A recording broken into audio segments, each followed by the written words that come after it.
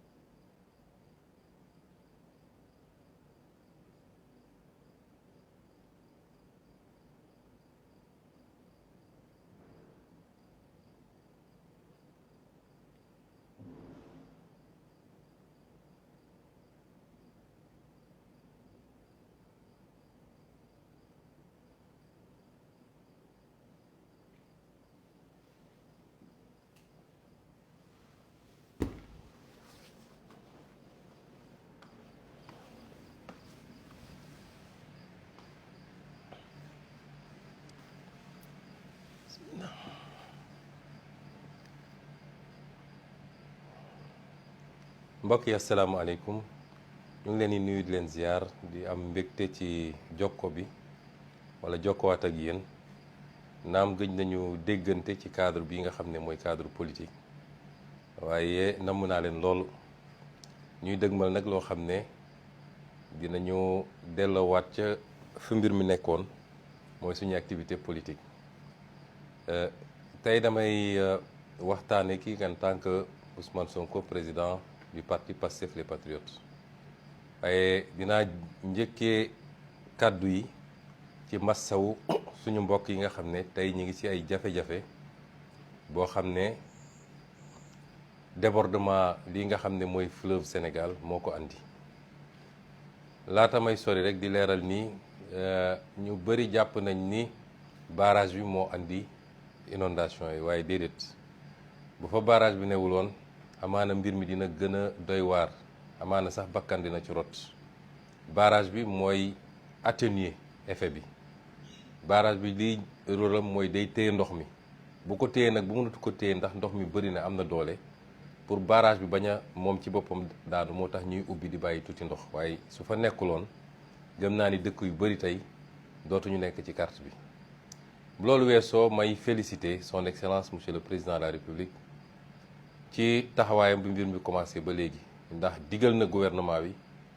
ñu am ci taxawaay bu mat sëkk gis ngeen ni fan yi rek ministre de l'intérieur ak ministre de la famille et de la solidarité ña nga woon foofa lañ fa mën a yóbbu nañ ko fa ci ay ndimbal ak taxawu population yi lañ fa yóbbu ci ay garab ci ay sànke moustiquaire waaye lañ fa yóbbu it ci dund ak yeneen yu mel noonu di wax ni anticipation bi ñu def moo tax peut-être problème yu bëri amul ba tey kenn newul ci di fanaan ci mbedd mi ñëpp fexe nañu ba am fu ñu dugg ñu duggul seeni kër yi mbokk it dugal nañ leen ci école yi ak yu mel noonu ak li nga xam ne armée mi ngi ko fay yóbbu ci ay tentes ak ay bâches pour ñu mën leen jàppale. di dellu féliciter président de la république ndax loolu doyul moom ci boppam samedi bi àjjuma bi gannaaw suba ak samedi bi dana nekk ci zone yooyu dem nemmeekul boppam askan wi massawu leen waaye di ko féliciter bi mu joxee ndigal gouvernement bi dégager enveloppe 8 milliards boo xam ne dañ ko jagleel rek dimbale ñi nga xam ne ñi ngi ci situation bi ba seen dara du manqué ci li nga xam ne lu mënul ñàkk la ci faju ci lekk ci woddu ak yu mel noonu kon ñu ngi leen di masaw bu baax xam ni phénomène naturel la boo xam ne léeg-léeg nga gis ko ci réew sax yi développé waaye li ci am solo rek mooy ñu bokk ñun ñëpp def solidarité amaana sax mu am ay sénégalais yoo xam ne du ñu nguur du ñu dara waaye dans un élan de solidarité ñoom it kenn ku ne loo am nga ne maa ngi koy jàppale ñi nga xam ne ñu ngi dund situation yi. mbokk yi lii taxuloon ma def waxtaan bi tey waaye mënu ma woon ba ñu ubbee nii ndax mooy actualité ñu defee ko noonu li ñu tax sumb waxtaan bi en tant que président parti bi mooy ñëpp xam ngeen ñi ngi dëgmal lu am solo muy élection bii nag élection yëpp am solo sax waaye bii dama jàpp ni dafa bokk ci gën a am solo ndax dañoo am projet bu ñu bokk ñun ñëpp ñu nekk ci projet bi lu mat fukki at di ko xeex lu ne rek ñu daj ko ci kenn ku nekk yéen seede la ci amul ku ci mucc waaye ñu nekk ci ba yàlla def li gën ci réew mi doog a gën ci ñun mooy yëkkati réew mi teg ko suñu loxo jaarale ko ci confiance bi sénégalais yi am ba fal président Diomaye Faye mu nekk président de la république loolu jéego bi bu am solo ci li nga xam ne mooy projet bi bu ñu fàtte ni projet moo ñu dajale woon projet boobu def nañ ci jéego bu am solo waaye lañ ca war a defaat ci jéego bari na ndax am na lenn lu ñu téye ci pouvoir bi muy li ñuy tuddee pouvoir exécutif ci bànqaasam yi mu yaay yëpp nag muy institution présidentielle ci boppam ak gouvernement bi nga xam ne moom la président wóolu muy doxal waaye xam ngeen ni pour doxal dëgg il faut ñu téye lii nga xam ne mooy pouvoir législatif muy assemblée nationale ndax seetlu ngeen ni diir bu gàtt juróomi weer yi ñu nekk ak ñoom ñu yor assemblée gis ngeen jafe-jafe yi ñu doon assez andi ak gàllankoor ngir bañ rek ñu développé li nga xam ne mooy suñu gis-gis ak suñuy politique yi tax sénégalais fal ñu élection boobu nag la ñu dëgmal muy élection bu am solo ndax sénégalais yi am nañ kóolute gu rëy a rëy si ñun te gëm naa ni bu doon benn la dem bu yokku na tey ndax bi ñu toogee ba léegi lañu taxawee sénégalais yi mooy wax leen dëgg ak jëf dëgg càmbar réew mi wax leen li fi nekk ak liñ fi ba ak niñ ko yàqee te fas yéene it lépp li nga xam ne conséquence la ci ñu tiire ko mooy ku fi def rek lu defuwut di nga ko layoo loolu bokk na ci solo sax am majorité bu confortable ci assemblée nationale ndax lu bëri ñu naan yéex na dafa yéexut waaye dafa fekk yoonu réew mi moo ne am na xeet yoo xam ne ñu mel ni ministre ba ci président de la république ak ñu mel noonu kenn mënu leen àtte lu dul haute cour de justice te haute cour de justice assemblée nationale moo koy taxawal procureur mënu leen woo juge mënu leen woo loolu bokk na ci ñenn ñi nga xam ne tey heure bi waroon na leen fekk ñuy wuyu mënuñu leen woo ñu wuyu ndax ñoom ñoo yoroon majorité assemblée nationale te lànk ne duñu taxawal haute cour de justice loolu lu ndaw la ci solo mais li ëpp solo mooy barki démb gannaaw bi ñu càmbaree réew mi fi mu toll wax leen ni leen gars yi doon nëbb yëpp lii la wedd bi nag bëri na waaye am na werante yoo xam ne jarul ñu ciy sonn nañu doxaat tuuti rek ay fan laa la wax démb recevoir naa FMI sama bureau waxtaan nañu yeneen ak yeneen sénégalais yi dinañu gis loo xam ne ëpp na sax li ma leen waxoon ci njombe yi nga xam ne bàyyi nañ ko fii ci réew mi moo tax lappi beeg wax ju bëri ji fay ay nit ñu lay waxal jaru ko waaye gannaaw bi ñu leen waxee ni ñu yàqee réew mi ne leen woon déficit bi juróom benn dong la ndekk ci déficit bi ëpp na fukk, ne leen li nga xam ne mooy bor bi 73 dong la, ndekete war nga cee yokk nu mu tuuti 10 points. loolu mooy li gën a tuuti, lu bokkul ak suuf si ñu jaay yi ñu séddoo, lu bokkul ak contrat yi, lu bokkul ak surfacturation yi, lu bokkul ak or yeeg jamaa yeeg lu ne xam na fi. loolu lépp nag gannaaw bi ñu leen ko leerale te fas yéene ko doxal ni ñu ko war a doxalee muy woon suñu première phase. ndax bu leen fàtte ni toujours dama leen di wax ni nun nu ñuy doxalee lépp dañ koy xalaat tënk ko daat koy teg ci stratégie boo xam ne jamono ju nekk rek am na lu mu méngoot. noonu la ñuy continuer doxalee, nekkuñu ci improvisation.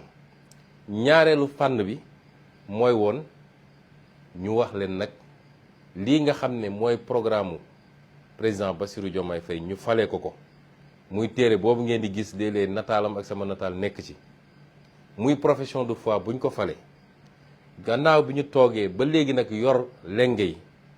mën a am nag information yoo xam ne tëwoon nañu,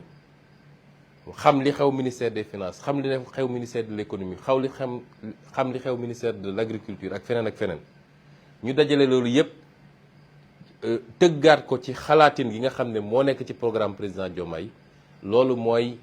lañ leen présenté keroog, muy agenda de transformation du Sénégal ci ñetti pàcc. bu njëkk bi muy vision 2050,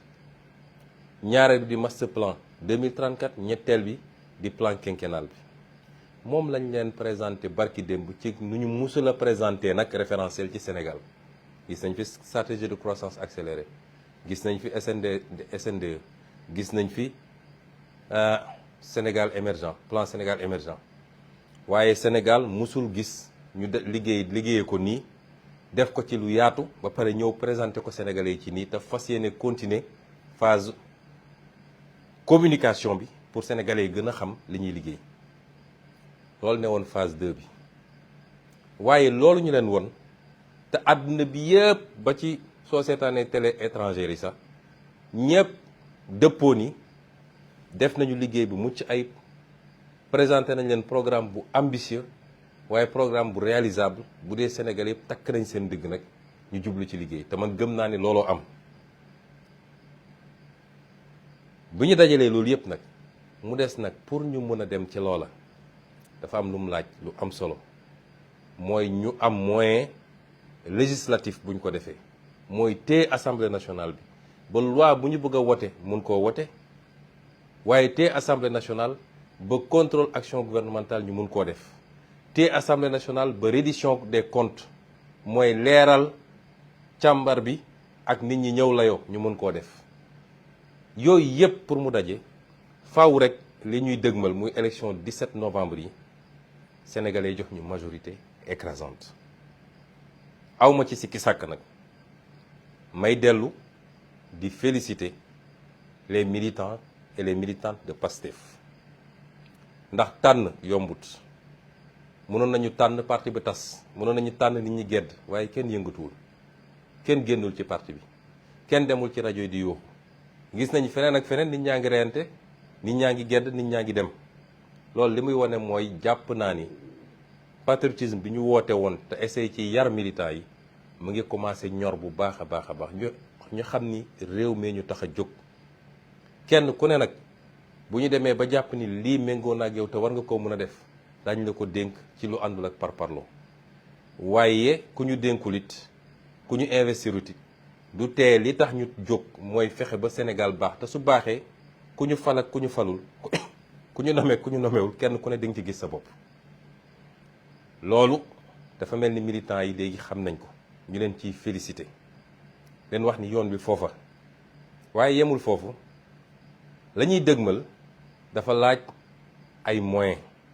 ndax ñëpp xam nañ campagne lu mu doon. bi mooy doon suñu juróom benneelu campagne bi ñu commencé politique ak léegi, doon suñu ñetteelu élection législative. ba ñuy door 2017 juróomi oto yu mat sax mënuñu ko woon am. la ci ëpp dañ daan dugg ci benn dëkk di dox fu marché nekk nga dugg fa, fu gare routière nekk nga dugg fa, di def ay porte à porte ba yàlla jox ñu benn député muy man mii. kon ñuy dox boobu ba léegi te saa suñu dëgmalaan lu mel nii dañuy daje ne ñun kenn ku ne na seet lu mu am ñu dajale ko. ñooy premier parti boo xam ne def nañu fundraising bu ubbeeku ñëpp gis ko, sénégalais yi wuy suñu, militants yi wuy suñu, sympathisants yi wuy suñu, dërëm bu ñuy utiliser ñu xam ni fii la jóge mën a déclarer suñu bilan ministère de l'intérieur ne ko lii de la ñu dajale te fii la jóge, bu la neexee demal nga vérifier ko. loolu nag tekkiwul ni tey nekk nañu ci pouvoir rek mbir yi dafa war a changer. parti politique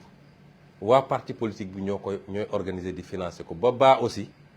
ñuy voter loi yi ñu war a voter pour régler définitivement la question du financement public des partis politiques. mais même bu ñu ko defee amul benn réew boo xam ne financement public des partis politiques mooy tax partis politiques yi am seen autonomie. boo demoon tey Amérique candidat bu nekk mi ngi def des levées de fonds te pourtant am na financement public, waaye loolu mënul doy. moo tax bu ñu toogoon ba ñu ne Pastef egg na ci nguur gi, ñu ne wooteetuñu dajaleetuñu suñu am pour mën a dem campagne, li muy tekki mooy ci keesu état bi la ñuy jëlee. te ñun dañoo woote jub, jubal ak jubbanti. araamal nañu suñu bopp dërëm bu ñu moomut ñu koy jël di ko jëfandikoo. loolu nag ñu woote te doon ko jëfe démb, tey lañ koy gën a jëfe, mooy lu toll ni tarfataay du jóge ci keesu état naan day financer suñu campagne. si suñu bopp lañ koy jëlee waat. looloo tax ñu bëgg a lancer waat fundraising bi nga xam ne moom lañ ñu xamee ñu koy def, di ko def fii ci biir réew mi, di ko def ci diaspora bi. la ca bees nag mooy bëgg nañ ko mandargal ci benn giga meeting, daje bu mag a mag boo xam ne samedi bii le 19 incha allah lañ ko fas yéene def fële ca Dakar Arena. fële ci Dakar Arena fas yéene fa dajale lu kenn mësut a dajale Sénégal ci ay nit yu ñëw wuyu ci seen parti, wuyu ci seen projet, xam ni projet bi day door kese, ñi ngi ci jéego yu njëkk yi. dañu ne ñeneen ñi dañu ne juróom fukki at, ma ne mun na koo weesu fuuf bu ñu defee li ñu war a def ba Sénégal yi teg ci seen bët. projet boobu di door nag moo woote waat waa projet bi, ñépp ñu bokk ci projet bi, moo xam da nga am carte de membre di militant, moo xam da nga di sympathisant, moo xam da nga di sénégalais lambda rek, te wóolu li ñuy def, wóolu li président Diomaye commencé, wóolu li gouvernement bi di liggéey, bëgg ñu am majorité bu confortable, bëgg ñu am campagne boo xam ne campagne bu mucc ayib la. ñu la ciy woo ne la ñëwal samedi le 19, samedi bii ñetti fan a ci des, ñu daje ci Dakar Arena, won sénégalais yi gannaaw aspect financier bi dajale koom-koom, ñu won sénégalais yi nag ni kenn du Pastef, kenn du Pastef ci Sénégal. politique dong kaanitu ci Pastef, ci capacité mobilisation, ci capacité dajale sénégalais yi ci li nga xam ne mooy njëriñu Sénégal. démonstration boobu di démonstration politique tamit, ndax dañuy dëgmal élection te ñun xam nañ ni xajuñu ci gaaya, ñoom xam nañ ko. xanaa kay ku am sa micro nekk ci télé yi, waaye bu ñu demee ci terrain bi kenn ku ne xam na moroomam. ñu bëgg nag ñëpp daje, ñu wonewaat suñu doole, wone ko ci masse bi ñuy dajale, waaye wone ko ci koom-koom gi ñuy dajale. ci naka mooy ñi nga xam ne ñoo yor finance yi, ñoom Chérif Diouf ak ñoom Jamil Sané ak seen équipe yi, dañu taxawal barème, def ay carton premium ba ordinaire. ñi nga xam ne nag takkal nañ leen ndomb fii ci biir parti bi, tey ñu nekk ay ministre, nekk ay DG, nekk ay directeur, nekk ay chef d'agence, ba ci ñi nekk maire yeeg ñoom seen. maire yi sax mun naa leen ci wàññil def ci deuxième catégorie bi. ñooñu nee nañu li ñuy xaar ci yéen mooy seen carton 1 million la, kenn ku nekk ci yéen 1 million mooy minimum bi. waaw ku ci mel ni nag Fadilou Keita am sa 5 millions, boo andee it ñu jël, waaye loolu mooy le minimum. ci loo xam ne ci la ngay fayeeku la mu lew la domm nag, mooy salaire ba ngay fayeeku nga comp ci daal di ne lii sama contribution la. ñeneen catégorie am na ñoo xam ne 100 000 la, am na ñoo xam ne 50 000 la, ba ñi nga xam ne nag ñooy samay xaritu bopp muy ndaw ñi nga xam ne léeg-léeg amaana seen loxo jotul seen gannaaw ñu leen su ngeen di ñëw ca stade ba su ngeen di ñëw Dakar Arena na ngeen gànnaayoo 1000 francs kese muy seen contribution ci campagne bi. noonee nag lañ koy defee ci diaspora bi yëpp tamit def ko ci département yi daal di fixé wu nag objectif boo xam ne war nañ cee dajale lu ñu permettre ñu def ci suñu campagne li ñu ko war a defee. lii mooy woon dëgg-dëgg solos waxtaan gi may waxtaan ak yéen te am yaakaar ni dinañu am lu kawe suñu njort di wax ñëpp ñu ngi leen di jox daje Dakar Arena. waxtaan bi dina am solo trop surprise yi dina bëri dinañu waxtaanaat suñu waxtaanu politique nag ndax léeg-léeg mbubb bi ngay sol ci ndomb tànk yi dina tax nga am loo limité ci wàllu politique waaye bu politique dellu see rek fa woon na woon moo tax ñu ne leen su ngeen ñëwee waxtaan bi dina neex dinañ ci waxtaan ci levée de fonds bi dinañ ci waxtaan ci réew mi dinañ ci waxtaan ci ñi nga xam ne bëri na ci ay parti politique yoo xam ne jël nañu seen résolution ne dañuy ñëw bokk ak ñun jaxasoo dugg ci biir parti bi te ñu yàgg ànd ak ñoom depuis ay ati at bëggoon def loolu balaa sax nguur gi di tàbb suñu loxo waaye gis ngeen fitna yi ñu tegoon tax ba jotuñu koo def kon ñu ngi leen di gërëm di leen sant di leen jox rendez-vous Sénégal Info TV, la chaîne de tous les la ca Africains, des nag abonnez-vous. les équipes techniques ñi yor finance yi dinañ ko leeral ci compte yi compte Orange Money yi compte Wave yi ak yeneen ba nga xam ne contribution yi mën na démarrer dès maintenant samedi cappaandaw bi rek lay doon waaye duñ ko tëj samedi sax dañuy continuer rek di ubbi ba nga xam ne ñëpp dinañ mën a contribuer te bu élection bi jeexee ñu def lépp bilan bu leer nañ présenter leen ko comme niñ ko doon defee waaye déposer ko ministre de l'intérieur ne ko ñun suñu campagne nii lañ ko financé ndax nag Sénégal dafa am lu fi war a jeex mooy nit yuy génne ay milliards di ko politiquer te kenn mënul wax fu xaalis bi jóge loolu su dul blanchiment d'argent détournement de fonds publics la faw mu jeex fi nag te bokk na ci loo xam ne ñun yàgg nañ joxe signal bi waaye tey lañ ko war a gën a mën ñu ngi leen di gërëm di leen sant asalaamualeykum wa rahmatullah. yow mi amoon akub jaaxle ngir di wër fajub olof gu wér penga ci lépp dëppook diine mani la jaaxle jeex na Serigne Abdou Samba soldaaru borom Touba góor dëgg faj aajo doonub yitteem yow mi am jàngoro yi te yittewoo ku ko faj ba mu wér peng